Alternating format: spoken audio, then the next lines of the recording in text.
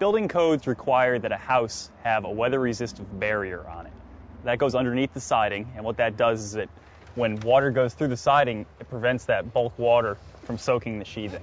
Now you can either use felt paper or house wrap, like we have here. But there's a lot more to putting on house wrap than just stapling it up. You have to pay attention to the details, and that's what we're going to show you today.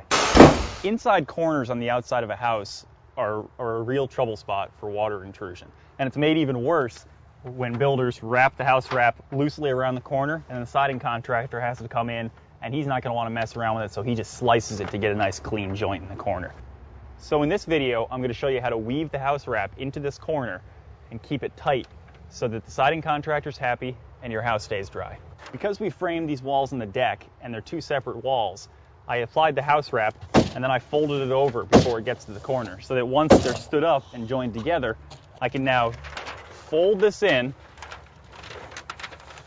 nice and tight.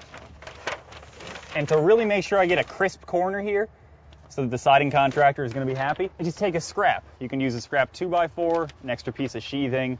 What I'm doing is making sure that it's lapped under the piece of house wrap that's going to go above it. I'm sliding it tight to the corner and holding it there, and then I'm going to tack it in place with a cap stapler. Going to give it a little tug and get it nice and tight. And watch out for any staples or anything behind the paper you got to get out of the way. And then I loosen the other half, I pull it tight, but this side, I'm going to start on this side of the 2x and work my way down, nice and tight. Then I'm going to get this side. And it's going to get kind of tricky. Sometimes you have to hold the board with one hand and spread out the paper with the other hand. That's okay.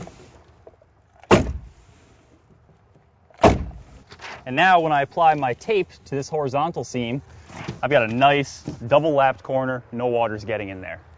And you can see that it's nice and tight.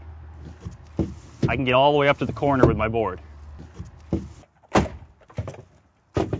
So now with this corner nice and tight, siding contractor's going to have no problem putting his corner boards or sliding his planks right into the corner.